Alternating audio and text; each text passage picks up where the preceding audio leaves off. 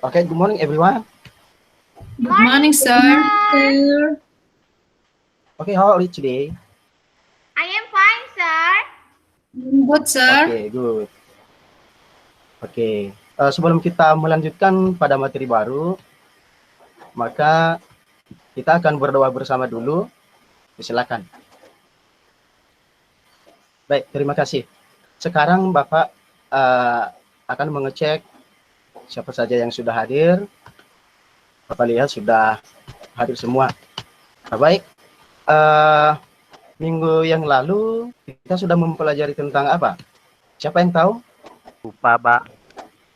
Oh, lupa. Yang lain? Widar? Bisa Widar? Ya, baik. Minggu yang lalu ya kita sudah mempelajari tentang caption ya. Caption. Nah, sekarang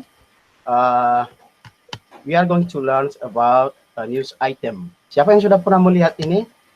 Sudah pernah? Itu koran ya, Pak? Iya, benar. Ya, good ya, good. Kemudian yang ini? Sudah pernah Anda menonton ini?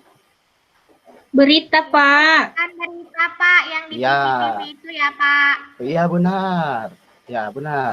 Ini adalah berita. Ya, oke ya. Let's discuss it. So, in your opinion, what is the similarities between the first and second picture? Siapa yang tahu? Sama-sama menyampaikan berita, Pak. Betul.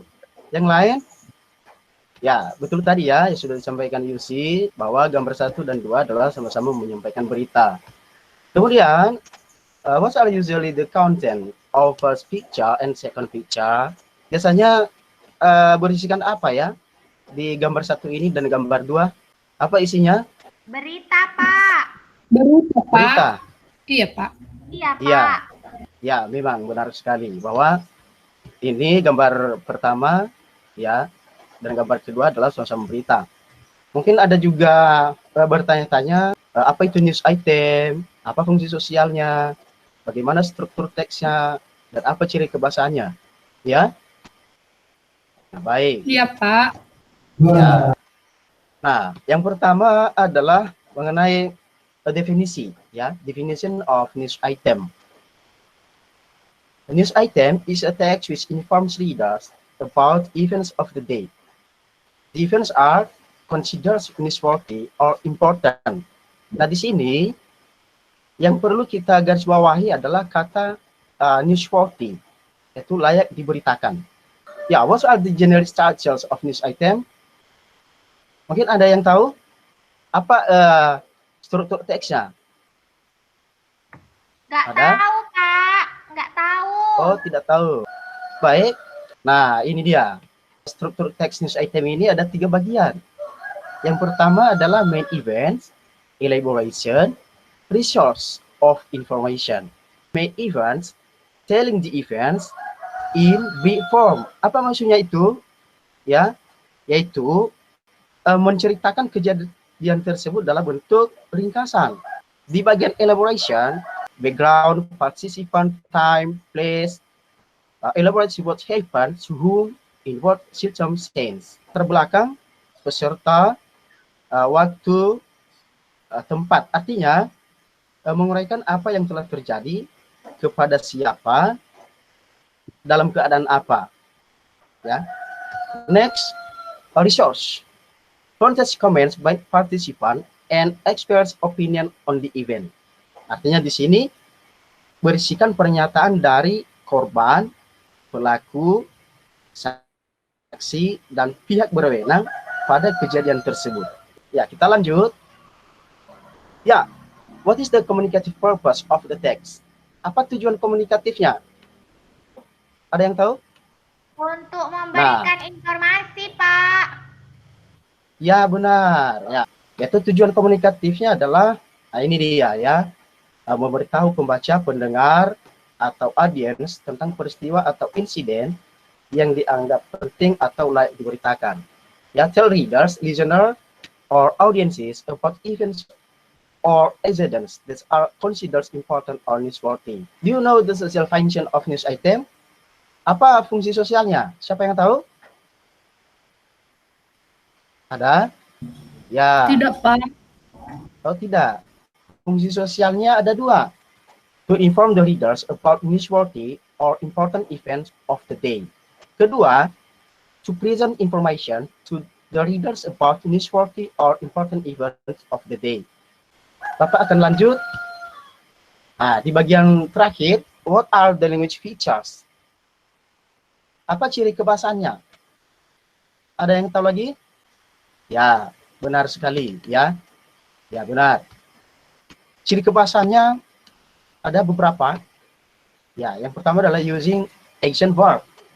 Ya, using action verbs ini adalah contohnya you weren't accused stealing money. Artinya adalah kamu tidak dituduh mencuri uang. Kemudian lanjut using saying verbs. Say, spoke, shouted, replied, suggested, dan lain-lain. Kemudian using passive voice. Ya. Kemudian adalah using adverb of time. Ya, seperti 2 days ago, 2 hari yang lalu. Kemudian adalah using adverb of place. Contohnya adalah anywhere, Indo, ya, di dalam ruangan. Nah, kemudian adalah menggunakan atau using present and past tense. Ini contoh teks yang pertama. Dari contoh ini Bapak akan menjelaskan, yaitu bagian main events-nya adalah a Russian journalist has uncovered evidence of another Soviet nuclear catastrophe. Ya. Kemudian elaborasi dari teks ini adalah bisa kita lihat dari Yelena ini, ya, sampai submarine. Ya. Kemudian yang terakhir, source, sumber dari berita ini, yaitu a board of investigator was later to describe it was the worst accident in the history of the Soviet Navy. Silakan lihat LKPD-nya masing-masing. Ya, Bapak sudah mengirimnya melalui WhatsApp. Nah, silakan nanti pelajari. Yang pertama adalah ada dua ya, contoh news item di sini Bapak sudah kasih. Ini yang pertama, kemudian adalah ini yang kedua. Ya, Bapak harapkan Anda sudah buka link ini. Sudah dibuka? Udah, Pak. Ya, bagus. Tugas Anda adalah ya silakan dilihat LKPD-nya masing-masing, yaitu untuk menentukan fungsi sosial, struktur teks, kemudian adalah fungsi kebahasaan, dan yang terakhir adalah mengenai membandingkan. Ya silakan bandingkan fungsi sosial antara teks ini dengan ya yang tampil di sini adalah berita. Ya silakan nanti bandingkan. Baik, sebelum Bapak akhiri, ada yang ditanyakan? If you have any difficulties, please ask your question. Tidak, Pak. Tidak ada ya?